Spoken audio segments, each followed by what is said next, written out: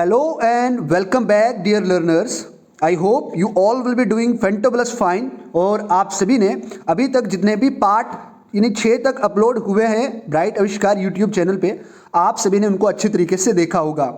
आज के इस लेक्चर के अंदर हम यहाँ पे ऑस्ट्रेलिया कॉन्टिनेंट के यानी सेकंड पार्ट की बात करने वाले हैं, जिस कॉन्टिनेंट को यहाँ पे आप ओशनिया के नाम से जानते हो। लेकिन आज मैं यहाँ पे सबसे पहले इस लेक्चर को शुरू करने से पहले कुछ फैक्ट्स आपको यहाँ पे बताना चाहूँगा। ऐसे फैक्ट्स जो फैक्ट्स हमेशा क्या करते हैं, यानी एक कन्फ्यूजन को कॉज करते हैं। अगर जब आपने ऑस्ट्रेलिया कॉन्टिनेंट की शुरुआत करी थी तो वहाँ पे शुरू में अगर आप नाम देखेंगे तो वहाँ पे आपको एक बहुत अजीब सा नाम देखने को मिलेगा और काफ़ी यहाँ पे ऑस्ट्रेलिया एंड ओशनिया। देखो यहाँ पे ऑस्ट्रेलिया एंड ओशनिया का क्या इंपॉर्टेंस है, किस तरीके से वर्ल्ड ज्योग्राफी के अंदर इन दो टर्म्स को आपको समझना है। यहाँ पे आज मैं आपकी कंफ्यूजन यहाँ पे क्लियर करने वाला हूँ। सबसे पहले ऑस्ट्रेलिया और ओशनिया क्या है। ओशनिया कोई कॉन्टिनेंट नहीं है, मैंने कल भी आपको बताया। तो यहाँ पे भी अगर आप लाइन देख पा रहे हैं, यानी 1000 या न्यूमरियस नंबर ऑफ, यानी अगर बात करें आइलैंड्स की बात करें, जब वो कंबाइन होते हैं वो एक ओशनिया रीजन को क्या करते हैं, फॉर्म करते हैं।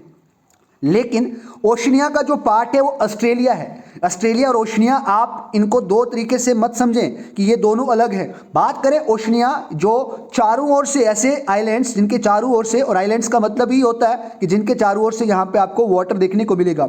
इसी तरीके से ऑस्ट्रेलिया एक बहुत बड़ा जमीन का टुकड़ा है जो अपने आप में एक कॉन्टिनेंट है और एक कंट्री भी है, लेकिन ये ओशनिया के अंदर ही आता है। ये किसके अंदर आता है, ओशनिया के अंदर भी आता है। और उसके बाद ओशनिया का जो दूसरा पार्ट है, जिसके अंदर हमने अगर कल की बात करी तो हमने वहां पे देखा था, जैसे हमने पोलिनेशिया के बारे में देखा था, यानी 3 वो है, यानी माइक्रोनेशिया, पोलिनेशिया, मेलानेशिया, इन सभी के बारे में बात करी थी। तो वो आज हम यहाँ पे बात करने वाले हैं। लेकिन आज सबसे पहले मैं आपको कुछ इंपॉर्टेंट फैक्ट यहाँ पे बताऊंगा, जो इंपॉर्टेंट फैक्ट्स आपको इस ऑस्ट्रेलिया कॉन्टिनेंट के बारे में पता होना चाहिए। कल मैंने आपको ग्रेट बैरियर रीफ के बारे में बताया था, जो वर्ल्ड का सबसे लार्जेस्ट रीफ है, और उसके साथ आपको यहाँ पे कोरल सी देखने को मिलता है। यानी कोरल का मतलब आप सभी ने इन कोरल जियोग्राफी के अंदर, या अगर आप इन्वायरमेंट साइंस की बात करें तो इन्वायरमेंट के अंदर आपने ये चीज़ें पढ़ी होंगी कि कोरल क्या होता है। और अगर आपको इसके बारे में अच्छा जानना है तो एक बार आप मुझे आज कमेंट सेक्शन के अंदर जरूर मेंशन करें, ताकि आज यहाँ पे मेरे को ये पता लग पाए और नेक्स्ट लेक्चर कभी मैं उनके ऊपर भी अच्छे से बना के आपको प्रोवाइड कर पाऊँ। यानी डियर लर्नर्स और डियर पियर्स, कुछ भी आप समझ लो, लर्नर्स, पियर्स या फ्रेंड्स आप समझ लो, because the main purpose behind making and providing all this lectures to you, ये सबसे बड़ा इसका पर्पस है कि वी नीड टू शेयर और नॉलेज विद ईच अदर। एक दूसरे के साथ शेयर करेंगे तभी हम यहाँ पे काफ़ी चीज़ें सीख सकती हैं।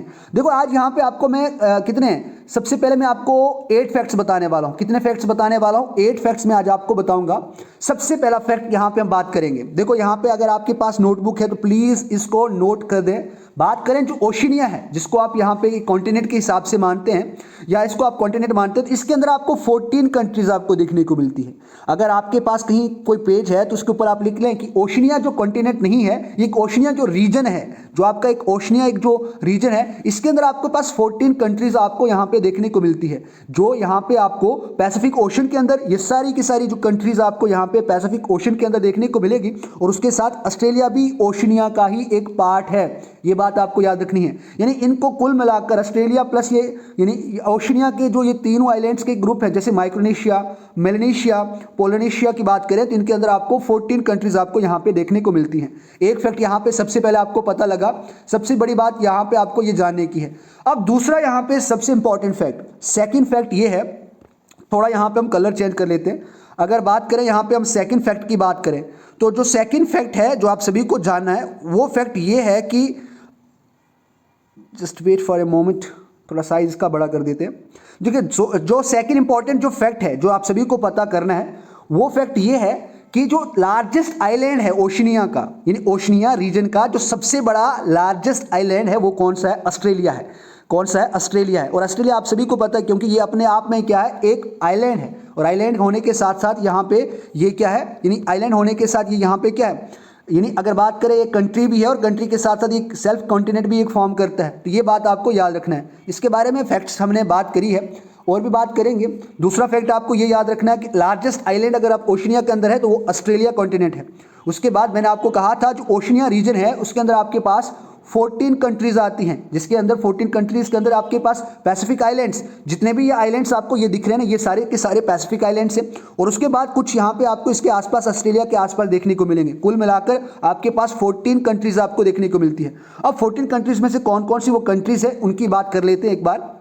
ये वाला रीजन जो आपका है तस्मीनिया रीजन है, लेकिन एक बात ये याद रखनी है कि जो तस्मीनिया है ये कोई कंट्री नहीं है, ये अपने आप में ऑस्ट्रेलिया का ही एक हिस्सा है। बात करें ओशिनिया रीजन की जो 14 कंट्रीज है, सबसे पहले कंट्री आपकी आ जाती है ऑस्ट्रेलिया आ जाती है। उसके बाद यहाँ पे इसको एक हिसाब से कंट्री ही माना जाता है, जिसको आप माइक्रोनेशिया के नाम से जानते हैं। उसके बाद यहाँ पे आपको कोई फिजी देखने को मिल रहा होगा, ये वाला रीजन आपको फिजी, यानी इसको अगर आप सेकंड दे दें, इसको आप 3 दे दें, तो यहाँ पे फिजी यानी आपको ये 3 कंट्रीज यहाँ पे आपको देखने को मिल गई। उसके बाद यहाँ पे कीराबाती आपको रीजन आपको देखने को मिलेगा, तो इस वाले रीजन को भी एक कंट्री के हिसाब से देखा जाता है और एक कंट्री भी है। उसके बाद यहाँ पे इसको अगर हम 4 दे दें, हमने 14 कंट्रीज को पूरा करना है। उसके बाद यहाँ पे आपको मार्शल आइलैंड्स कहीं आपको देखने को मिलते हैं, यानी अगर आप अच्छे तरीके से मैप के बारे में आप स्टडी करते हैं तो मैंने कल भी आपको बताया था कि मार्शल आइलैंड्स कहाँ पे है, तो साथ में ही इसके साथ कोई ज़्यादा, यानी ये अगर आप इसको 3 दे दे, इसको 4 दे दे, तो मार्शल आइलैंड्स यहाँ पे एक अपने आप में कंट्री बनती है। तो मार्शल आइलैंड्स को भी यहाँ पे क्या माना जाता है, कंट्री के हिसाब से माना जाता है। उसके बाद न्यूरू, बात करें न्यूरू यहाँ पे एक अपने आप में कंट्री है। अब यहाँ पे सबसे बड़ी बात है कि सर ये न्यूरू है कहाँ पे, ढूंढे कहाँ पे, तो ये आपको मीन्स ढूंढना है कि ये न्यूरू जो है वो कहाँ पे। देखो हमने यहाँ पे बात करी, अगर बात करें तो इस मैप के अंदर ये यहाँ पे शो नहीं है।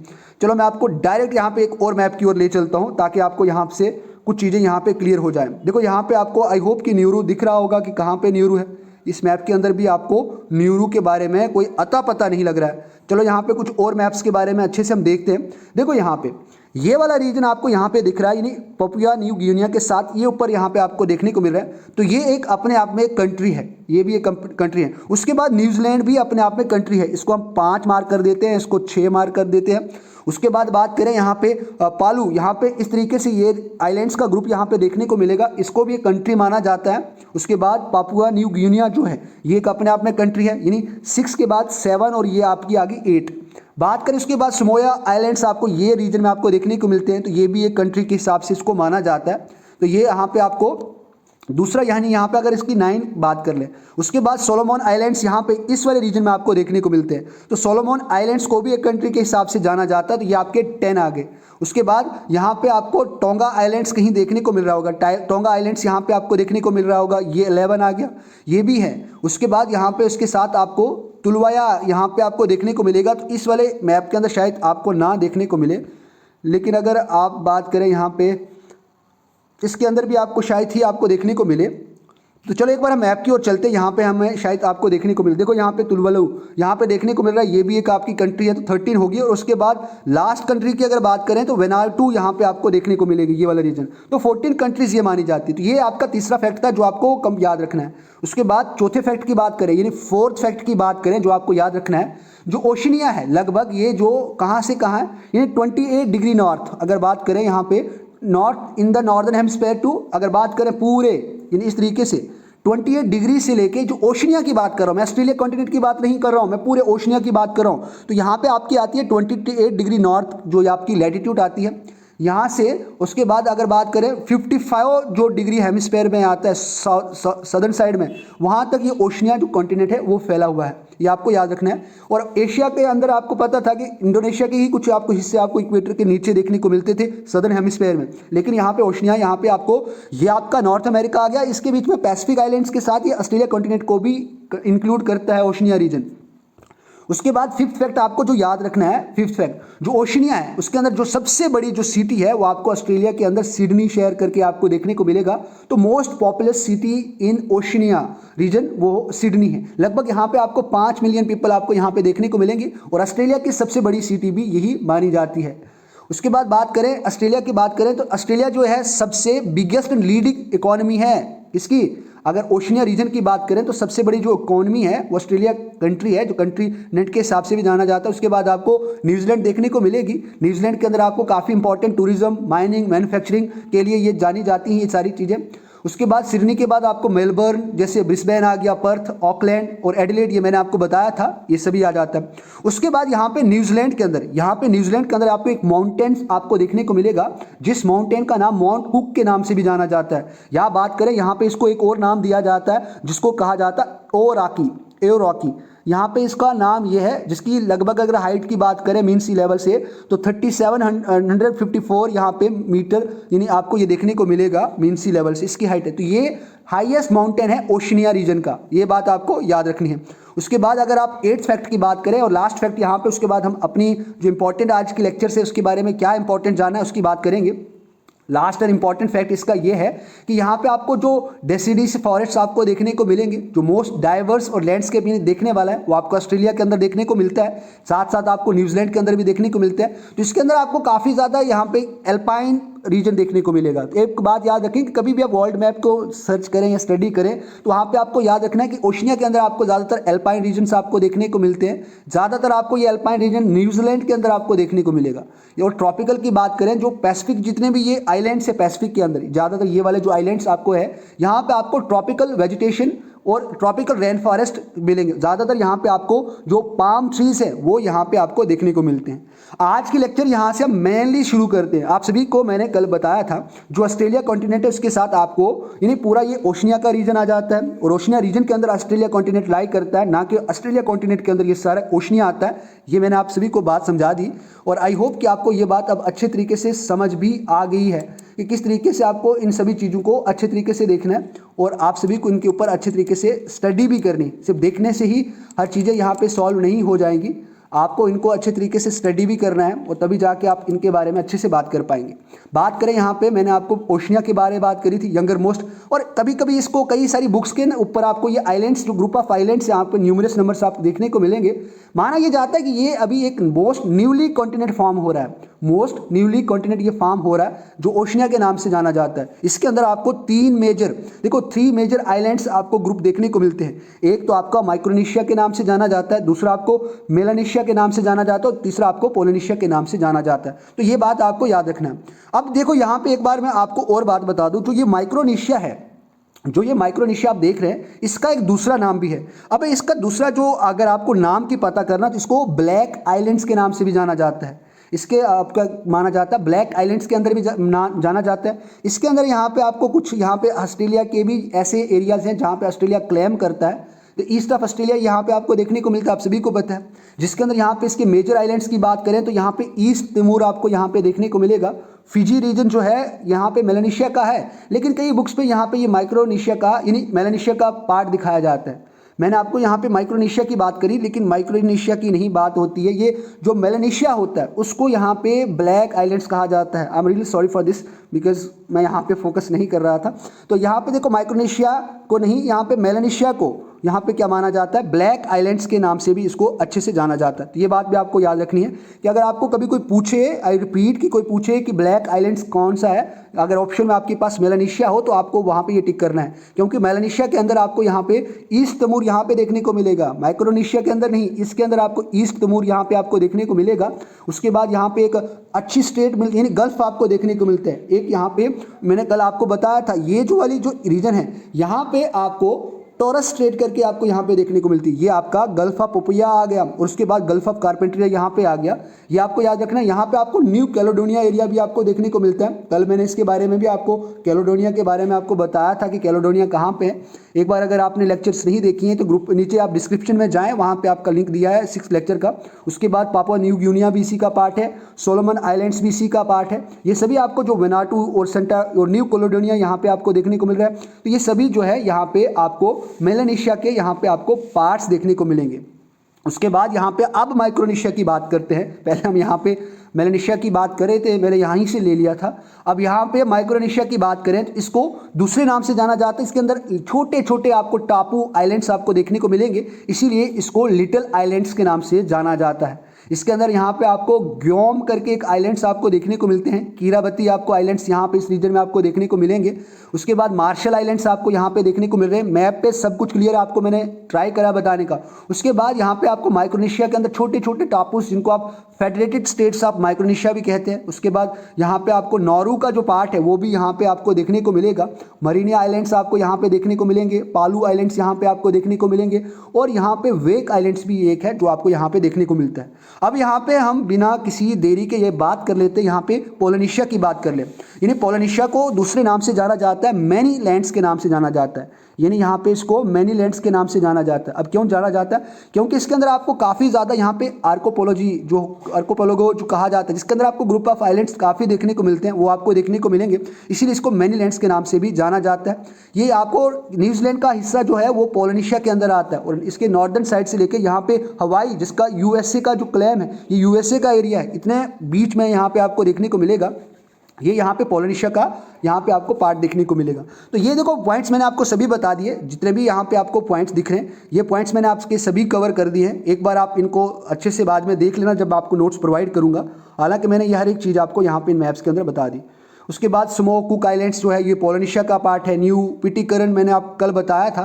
टोंगा, तुवालू, वॉलेस और फ्यूटना आइलैंड्स ये सभी के सभी ये किसके पार्ट है, यहाँ पे आपको ये पार्ट देखने को मिलेंगे। इसके यहाँ पे पोलिनेशिया के आपको देखने को मिलेंगे। उसके बाद ग्रेट बैरियर रीफ की बात करें तो यहाँ पे आपको बैरियर रीफ की एक पार्ट आपको देखने को मिलता है, एटॉल्स जिसको कहा जाता है।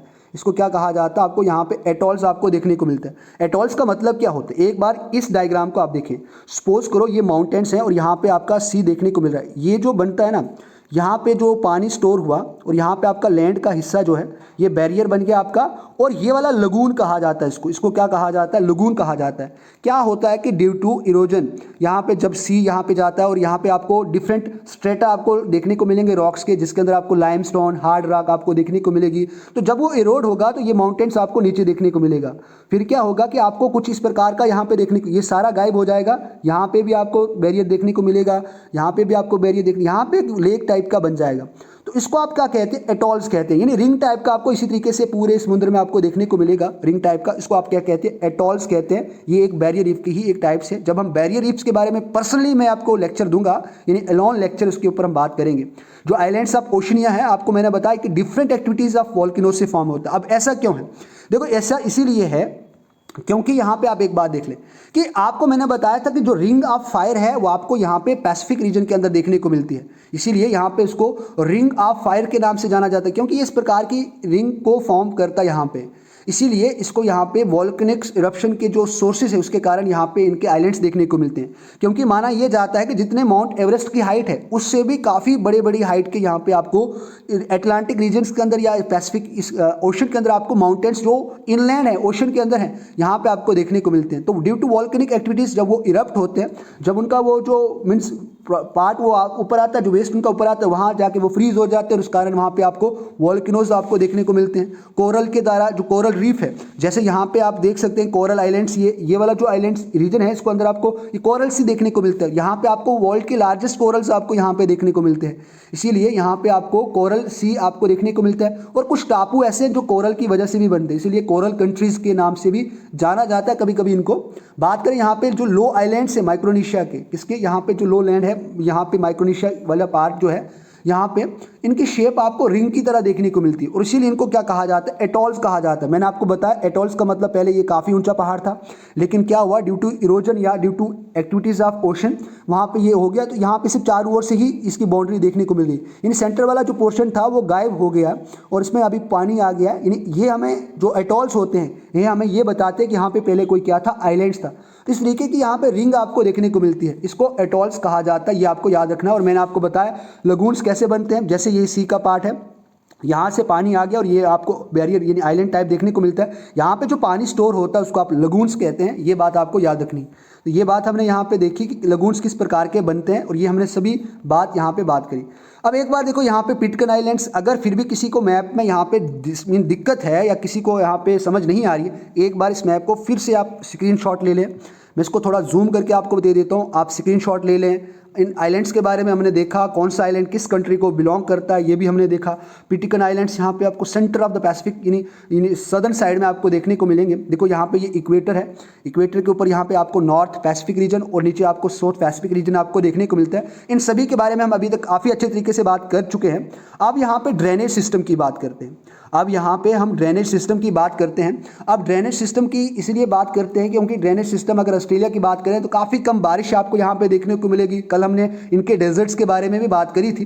तो यहाँ पे आपको लो एवरेज रेनफॉल आपको ऑस्ट्रेलिया के अंदर देखने को मिल रही है। हम यहाँ पे खाली अब ऑस्ट्रेलिया की बात कर रहे हैं। यहाँ पे हम ऑस्ट्रेलिया कॉन्टिनेंट की बात करें जो ओशनिया का ही एक पार्ट है। यहाँ पे आपको हॉटनेस ज़्यादा देखने को मिलेगी।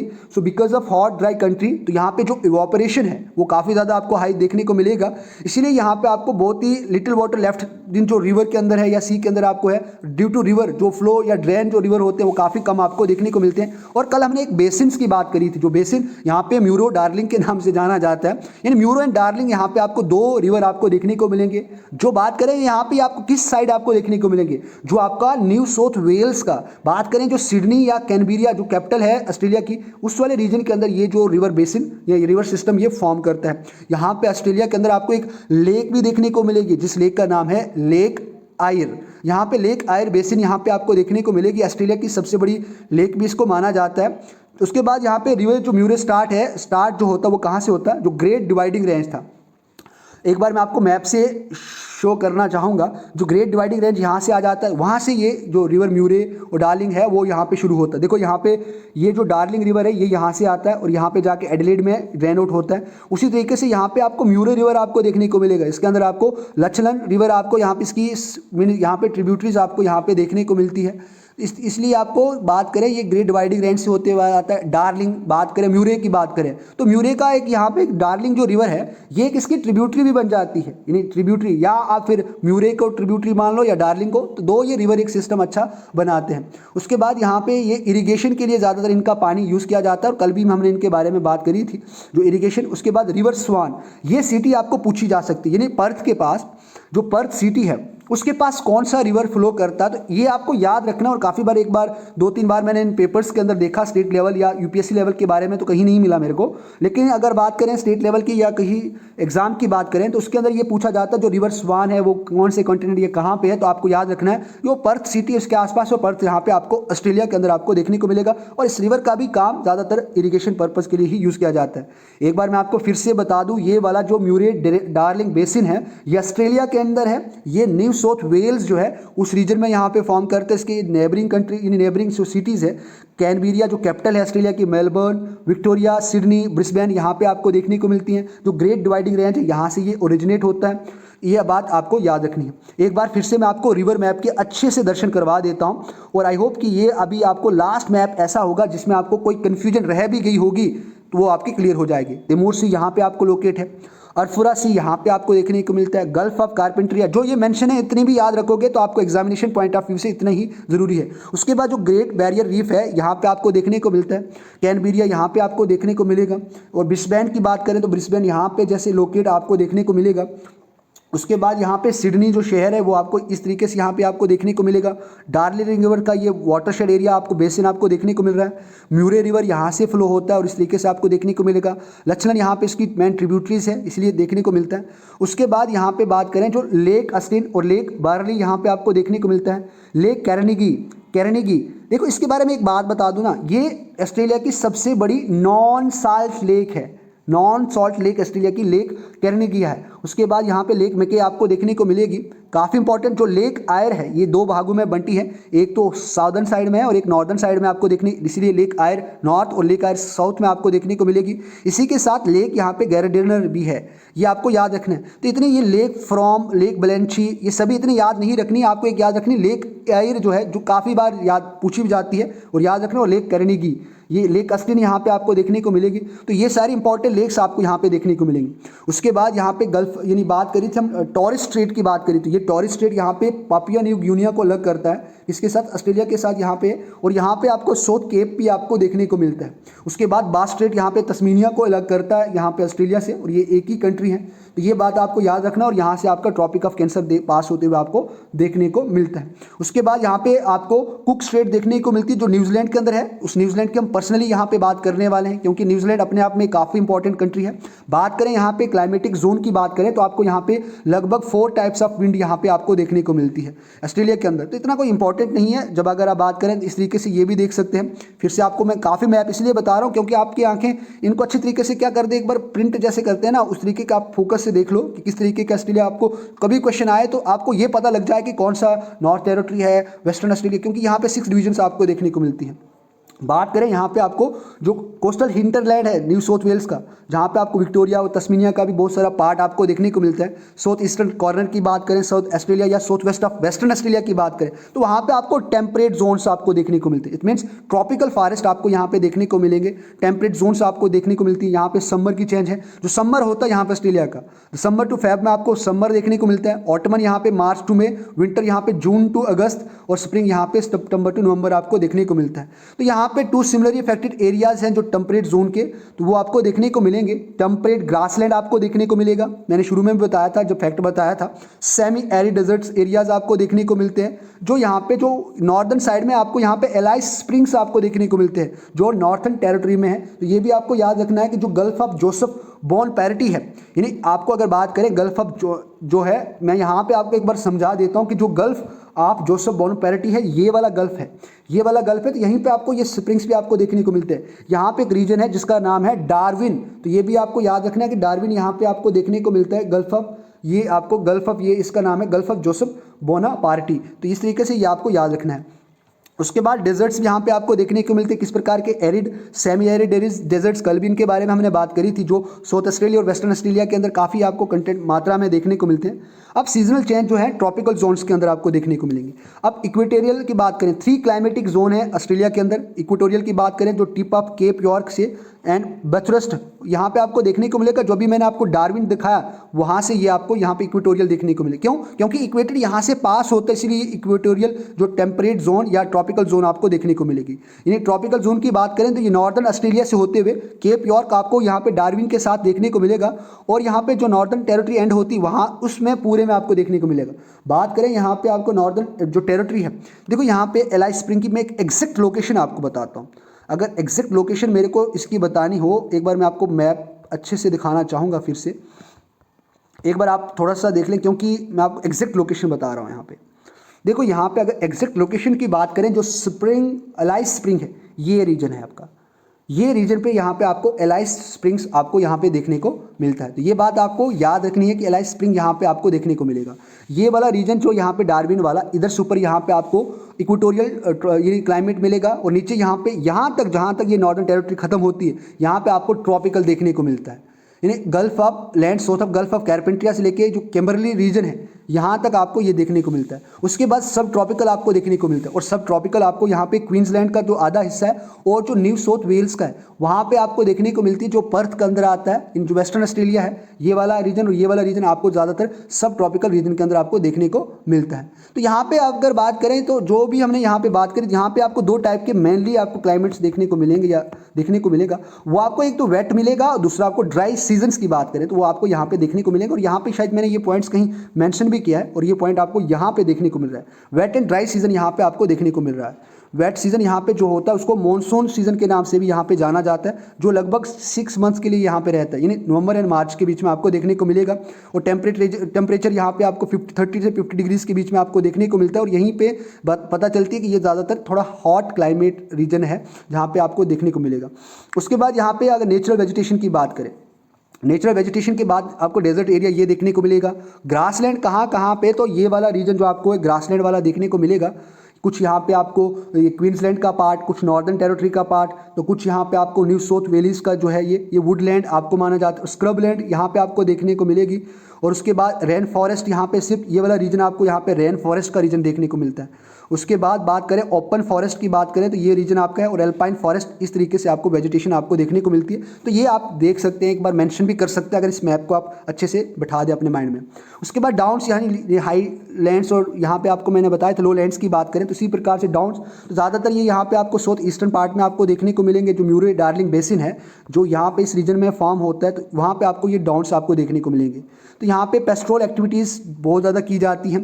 बात करें यहाँ पे कल्टीवेशन काफ़ी प्रॉफिटेबल जल माना जाता है। यहाँ पे मिशेल ग्रासेस यहाँ पे आपको देखने को मिलते हैं। बेसाल्टिक सॉइल्स है, उसके कारण यहाँ पे इसको मिशेल ग्रासेस की ग्रोथ आपको यहाँ पे अच्छी देखने को मिलेगी। उसके बाद कैंटरबरी ग्रासलैंड जो है वो न्यूजीलैंड के अंदर फाउंड करता है, और न्यूजीलैंड के बारे में जब पढ़ेंगे तो मैं बताऊंगा। उसके बाद फॉरेस्ट किस किस प्रकार के होते हैं एक बार मैं बता देता हूँ। ट्रॉपिकल रेन फॉरेस्ट पहले भी बता चुका हूँ। डेसिडियस फॉरेस्ट रीजन आपको देखने को मिलेगा। सवन्ना आपको यहाँ पे देखने को मिलेगा। सवन्ना का मतलब जहाँ पे काफ़ी हाई टेम्परेचर्स, ऐसे फॉरेस्ट जहाँ पे काफ़ी हाई टेम्परेचर आपको देखने को मिलता है। रेन ड्यूरिंग समर सीजन में आपको देखने को मिलेगा, सिर्फ रेन आपको समर सीजन के अंदर देखने को मिलेगी। उसके बाद ड्राई डिजर्ट और ड्राई स्कर्ब रीजन हमने देखा, ये आपको सभी देखने को यहाँ पे मिलते हैं। उसके बाद यहाँ पे स्नोवी माउंटेन्स भी आपको देखने को मिलेंगे। तो ये सभी आप एक बार जब मैं PDF दूंगा तो आप पढ़ लेना। सीजन्स की हमने सभी बात करी, ट्रॉपिकल, इक्वेटर, सब ट्रॉपिकल जोन्स ये देख लिया। अब यहाँ से हम न्यूजीलैंड के बारे में बात करते हैं। यानी न्यूजीलैंड के बारे में बात करें, आज थोड़ी सी लेक्चर इसलिए होगी क्योंकि आज यहाँ पे हम इसके बारे में, चलो न्यूजीलैंड के बारे में हम कल पढ़ते हैं, तो आज यहाँ पे लेक्चर को हम फिनिश करते हैं। और इस लेक्चर के साथ यहाँ पे अप्रॉक्सीमेटली जो 90% है ओशिनिया कॉन्टिनेंट का पार्ट वो खत्म होता है। उसके बाद कल यहाँ पे हम न्यूजीलैंड की बात करेंगे। न्यूजीलैंड के बारे में काफ़ी चीज़ें जो हैं, छोटी लेक्चर है, काफ़ी होगी लेकिन मज़ेदार काफ़ी होगी, तो उसके बारे में हम न्यूजीलैंड के बारे में बात करेंगे या कल ही करेंगे। अब छोटी सी होगी, मैं आपको इसको एक्स्ट्रा में दे दूंगा, तो इसको आप एक बार अच्छे से देख लेना। So thank you very much for today's. कल हम यहाँ पे न्यूजीलैंड के बारे में बात करेंगे, छोटी सी लेक्चर। उसके बाद हम यहाँ पे सीधा अफ्रीका कॉन्टिनेंट की ओर चलेंगे। अफ्रीका कॉन्टिनेंट के अंदर काफ़ी इंपॉर्टेंट चीज़ें हैं जो आपने जाननी है, तो आप सभी अपने पेशेंस को बनाए रखें। आज थोड़ा सा हेल्थ भी गड़बड़ है, तो आज यहीं पे लेक्चर को फिनिश करेंगे, और आज का हमारा क्लास का जो हाफ एन आवर का टाइम रहता है वो भी कंप्लीट हो चुका है। So thank you very much. और जो नए हैं इस चैनल पे, अगर आप अभी तक अपना पेशेंस बनाए हुए हैं तो एक बार सब्सक्राइब ज़रूर करें और शेयर करना ना भूलें अपने दोस्तों के साथ, ताकि वो भी इन लेक्चर्स का बेनिफिट ले पाएँ। Thank you very much. जय हिंद।